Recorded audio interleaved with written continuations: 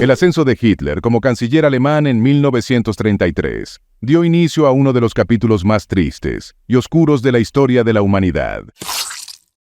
El nazismo llegó a ocupar casi todo el territorio europeo, exceptuando países como Portugal, España y Reino Unido, cobrando en el proceso la vida de 6 millones de judíos y otros varios millones de prisioneros extranjeros. Esta lamentable hazaña jamás hubiese sido posible en las condiciones en las que se encontraba el pueblo alemán. Las compensaciones económicas instauradas en el Tratado de Versalles y las consecuencias de la Gran Depresión de 1929 obligaron al entonces dictador a solicitar financiamiento a los magnates industriales más grandes de su país y el exterior. Diversas empresas de talla mundial amasaron inmensas fortunas, beneficiándose de la esclavitud y la mano de obra forzada. Esas fortunas perduran y crecieron con el tiempo, dejando como herederos a muchas de las actuales personas más ricas del mundo, presentes en las prestigiosas listas de Forbes año tras año. Si bien los herederos no tienen culpa de las acciones de sus antepasados, ¿existe evidencia de que hayan pagado por sus crímenes? Hoy en Modo Enfoque, retrocedemos hasta la Segunda Guerra Mundial para explorar el grado de participación y responsabilidad que algunas de las empresas más importantes del mundo tuvieron al apoyar de manera económica y logística al Tercer Reich. Antes de comenzar, recuerda activar el modo enfoque en tu celular para mejorar tu atención y productividad.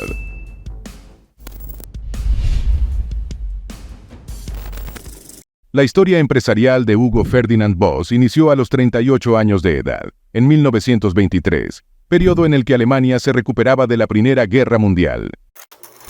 El modista fundó un pequeño taller de sastrería en Metzingen, un pueblo al sur de Stuttgart. En ese tiempo era una pequeña sociedad que empleaba entre 20 a 30 trabajadores, relativamente exitosa, pero muy lejos aún de la renombrada marca de moda en la que años después se convertiría. Por aquel entonces, Alemania subsistía a las duras condiciones que le habían impuesto los aliados, por ser la nación que, de forma oficial, había emprendido la Primera Guerra Mundial. Los alemanes se sumían en la ruina económica, derivada de los grandes impuestos que debían pagar al bando vencedor, en concepto de reparaciones de guerra. Esta situación, unida a la gran crisis económica conocida como el crack del 29, desencadenó en un profundo descontento y resentimiento social que favoreció el ascenso del partido nazi, apoyado en ideales absurdos. En 1931, 2 años antes de que Hitler sea electo canciller alemán, Boss recibió la propuesta esperada para confeccionar uniformes para el partido nazi, uniéndose también a las filas del Partido Nacional Socialista. En un inicio, su pequeña compañía solo se encargó de la confección de los uniformes, puesto que tanto los uniformes negros y marrones de las juventudes hitlerianas como las famosas camisas negras atendían a los diseños de Karl Liebig y Walter Heck. No obstante, cuando en 1939 estalló la Segunda Guerra Mundial, la demanda de uniformes aumentó notoriamente. Se necesitaban cientos de miles de uniformes nuevos, y las fábricas no daban abasto, motivo por el que Boss incorporó a su plantilla a mano esclava.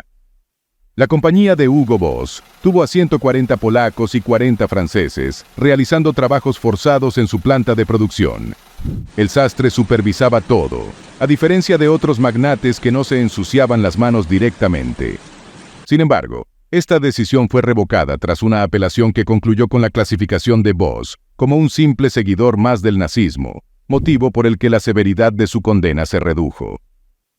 Hugo continuó con la dirección de la compañía y, en alguna forma de justicia del destino, murió apenas 2 años después. Tras su muerte, la compañía volvió a confeccionar uniformes, pero esta vez solo para policías y carteros. Los primeros trajes de la marca Hugo Boss se produjeron en la década de 1950. En 1967, los sobrinos del modista, Uwe y Jochen, asumieron la dirección de la empresa y fueron lentamente guiándola hacia artículos de lujo destinados al público masculino. El éxito de la firma es innegable. Solo en el 2023 declararon ventas mayores al umbral de 4.000 millones de euros. Si bien los representantes de Hugo Boss ofrecieron disculpas públicas en el 2011 por el pasado de su fundador, no pueden tapar el hecho de que el despegue empresarial se cimentó en la mano de obra esclava.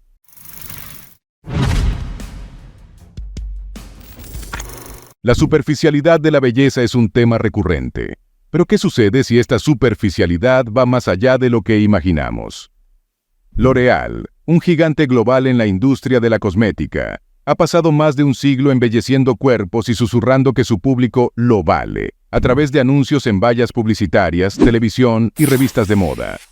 Sin embargo, detrás de esta fachada de glamour, L'Oréal también ha invertido tiempo y recursos en ocultar sus propias imperfecciones, en un esfuerzo por mantener una imagen impecable. Hoy en día, L'Oréal ostenta un portafolio de 35 marcas internacionales, que incluyen nombres como Lancôme, Yves Saint Laurent Beauté, Giorgio Armani, Beauty y Kiehl's, generando ingresos anuales de más de $1.370 millones y empleando a aproximadamente 88.000 personas. Pero ¿cómo está ligado su pasado al Tercer Reich? Retrocedamos en el tiempo para explorar cómo su fundador, Eugène Schueller, se involucró en el fascismo y el nazismo. Todo comenzó en 1919, con el descubrimiento de una innovadora fórmula para tintes capilares. Schueller, un químico francés, inició su camino desde lo más bajo, fabricando y vendiendo productos de belleza para mujeres, entre ellos los populares tintes dorados para el cabello. Sus inicios fueron con apenas 3 empleados químicos. Aún así, demostró un talento innato para los negocios, llegando a dominar el mercado francés. Sin embargo, este éxito se vio empañado por los años de la infamia. Además de dominar el mercado de la belleza, aspiraba a ser un magnate de la publicidad moderna, contribuyendo así al desarrollo de la publicidad tal como la conocemos hoy en día. Su obsesión por la organización empresarial y social lo llevó a explorar diversas corrientes políticas y filosóficas, como el socialismo y capitalismo. Durante la década de 1930, mientras Francia adoptaba un gobierno de izquierda radical que implementaba reformas sociales importantes, Schueller expresaba su descontento con la democracia y simpatizaba con modelos de liderazgo autoritarios, como los de Mussolini, Franco y Hitler. Para promover sus ideales, Schueller apoyó financieramente al movimiento francés anticomunista y antisemita conocido como la Cagoule, que buscaba derrocar violentamente al gobierno electo. Bajo la ocupación nazi de Francia en 1940, Schueller intensificó su apoyo al régimen de Hitler, incluso colaborando en los lucrativos sistemas de adquisiciones de guerra nazis a través de su empresa L'Oréal. Durante la guerra, la compañía se diversificó para proporcionar pintura a la marina alemana, multiplicando enormemente sus ventas y la riqueza personal de Schueller. Tras la caída de Alemania en 1945, Schueller fue investigado por sus vínculos con el régimen nazi, pero las pruebas económicas eran insuficientes y algunos testimonios lo defendieron, incluyendo al futuro presidente francés François Mitterrand, quien afirmó que Schueller había financiado la resistencia. A pesar de las acusaciones, los tribunales franceses de posguerra absolvieron a Schueller y su empresa continuó prosperando. Exmiembros de la Cagoule también se unieron a la compañía después de la guerra, incluido Jacques Correse, quien se convirtió en CEO de L'Oréal en Estados Unidos. Incluso en una actitud corporativa descarada, desde 1961 hasta 1991, la sede alemana de L'Oréal estuvo en una propiedad confiscada a judíos que fueron asesinados en el Holocausto. La batalla legal para recuperar esta tierra duró 3 generaciones, contrariamente a las leyes de restitución de los aliados que exigen que todas las propiedades confiscadas sean devueltas a sus legítimos propietarios. L'Oréal conservó su tierra todo el tiempo que pudo, hasta 1991, eventualmente pagando dinero de restitución a un fondo judío, pero no a la familia desposeída.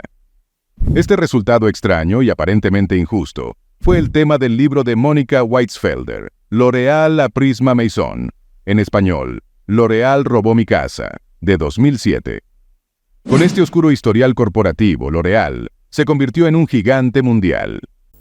Tras el fallecimiento de Schueller, su hija Liliane Schueller tomó el liderazgo de la firma, con absoluto respaldo político de Francia, pues su esposo fue nada más y menos que el amigo y aliado político de su padre, André Bettencourt, propagandista del pensamiento nazi, bajo la tutela del alemán Joseph Goebbels. André Bettencourt tuvo una prominente carrera política y junto a Liliane Schueller, una larga vida. André falleció en 2007 a los 88 años de edad, y la magnate Liliane Schueller falleció en 2017 a los 94 años de edad. ¿En manos de quién quedó el imperio?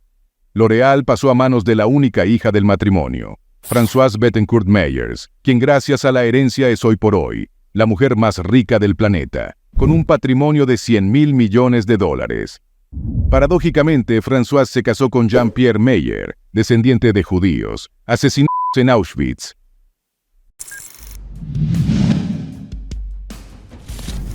Gracias al gigante azul, el genocidio del nazismo pasó de miles a millones. La compañía fue establecida en 1911 bajo el nombre de Computing Tabulating Recording Corporation, tras la fusión de 4 empresas: Tabulating Machine Company, International Time Recording Company, Computing Scale Corporation y Bundy Manufacturing Company. En 1924, la empresa adoptó el nombre de International Business Machines, IBM. Edwin Black, autor del libro IBM y el Holocausto, expone evidencias contundentes que demuestran el papel crucial de IBM como socio en el Holocausto. Fue motivado por grandes intereses económicos, en sus aspiraciones por dominar la industria computacional. En los años que duró el régimen dictatorial, su filial alemana se convirtió en la más rentable de todas. La gigante tecnológica desempeñó un papel activo en las 6 fases del genocidio: identificación, exclusión, confiscación, gueto, deportación y exterminio, todo bajo la dirección de su CEO, Thomas Watson, desde su oficina en Nueva York, y posteriormente a través de subsidiarias europeas. Sin la colaboración de IBM, el Holocausto habría ocurrido de todas formas, pero a menor escala. Con sus máquinas tabuladoras Hollerith, la firma norteamericana hizo del Holocausto un proceso industrial altamente eficiente, facilitando la deportación de millones hacia los campos de concentración y acelerando el proceso de exterminio. Cada individuo que fue enviado a los campos de exterminio durante el régimen nazi tenía una ficha de información. Estas fichas eran tarjetas perforadas, un avance tecnológico de la época. En el caso de personas judías, su número clave era el 8, para los homosexuales, el 3, y para los gitanos, el número 12. Estas tarjetas, fabricadas por IBM en Estados Unidos, fueron fundamentales para que el régimen de Adolf Hitler identificara, localizara y clasificara a millones de víctimas. Los directivos de IBM estaban plenamente conscientes de cómo se utilizaban estas tarjetas en Alemania. Thomas Watson, descrito como un sociópata y narcisista sin escrúpulos, fue condenado por extorsión antes de dirigir IBM. Sin embargo, su condena fue anulada técnicamente, permitiéndole evitar la prisión. Watson recibió un porcentaje por cada una de las millones de transacciones con el Tercer Reich, y fue honrado por Hitler en 1937 en Berlín, con una medalla que creó para extranjeros dignos del régimen nazi. Es de destacar que las originales tarjetas perforadas de IBM no solo entregaron recuentos totales de clasificación general a los nazis, sino que también entregaron información minuciosa de cada registrado. Por ello podemos afirmar que la era de la información no nació en Silicon Valley, sino en Berlín en 1933. La alianza de IBM con el Tercer Reich fue una operación abierta. Día tras día era Watson quien personalmente gestionaba todos los aspectos de su relación nazi por 12 años, el tiempo de Hitler como dictador. IBM es ahora una corporación multinacional independiente, líder en tecnologías, que gestiona a 500.000 de empleados y tiene a 5 premios Nobel entre sus filas. Además, gracias a sus invenciones, conocemos los cajeros automáticos, el disquete, el disco duro, el código de barras, entre otras patentes. Aunque sus contribuciones tecnológicas son plausibles, seguirá generando polémica el pasado oscuro del que fueron parte.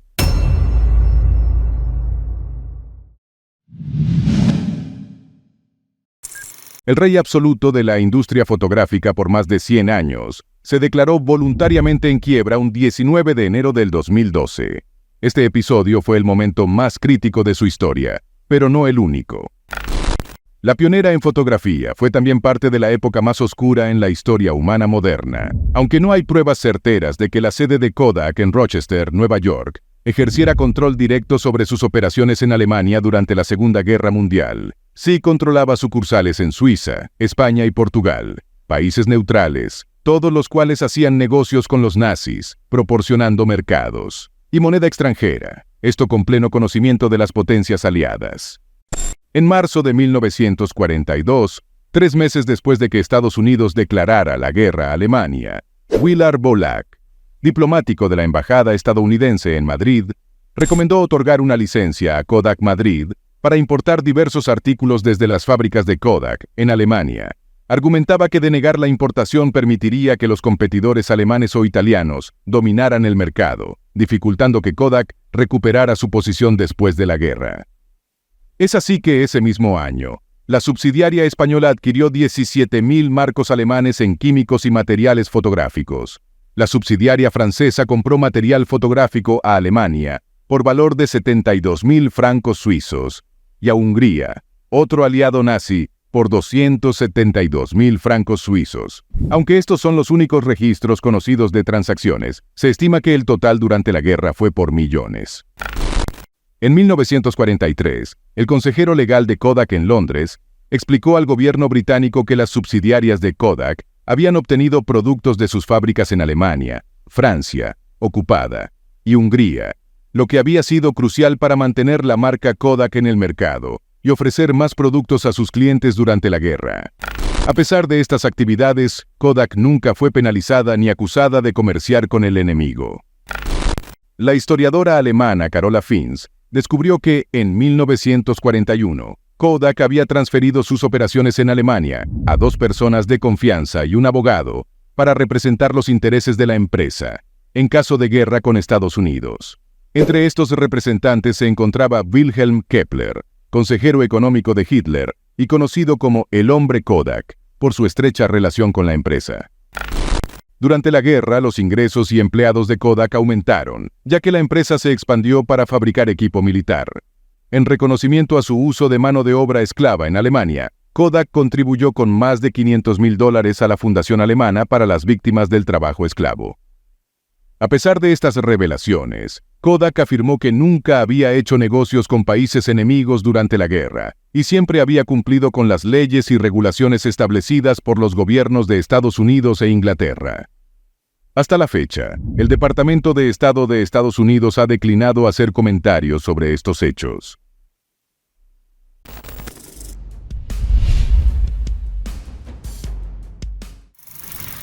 Si bien los juicios de Nuremberg marcaron un hito en la búsqueda de justicia contra los altos mandos del Tercer Reich, jamás intentaron hacer pagar por sus acciones a los líderes empresariales. Los grandes magnates y empresas de renombre mundial que financiaron al nazismo y se enriquecieron enormemente a expensas de la vida de millones de personas, nunca enfrentaron las consecuencias de sus acciones. El motivo: la desnazificación llevada a cabo por los aliados capitalistas tenía como objetivo la reconstrucción de una Alemania aliada y fuerte contra la Rusia comunista.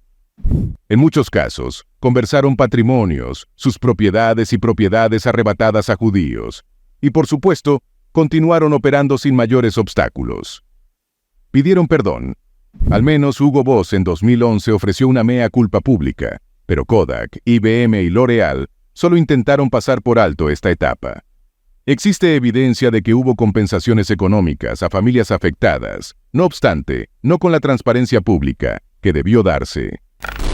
Hoy te hemos presentado un recuento de solo 4 empresas que se beneficiaron y apoyaron el episodio más oscuro del siglo XX. Sin embargo, son muchas más. Recuerda apoyar nuestro contenido compartiéndolo con familiares y amigos. No olvides dejarnos tus comentarios con las lecciones que aplicarás a tu vida personal como financiera, así como sugerencias para más contenido. Si te ha interesado la historia de las empresas que apoyaron y se beneficiaron del régimen nazi, te invitamos a suscribirte a nuestro canal y activar la campanita de notificaciones para explorar la vida y logros de otros importantes personajes de la historia, desde una perspectiva empresarial,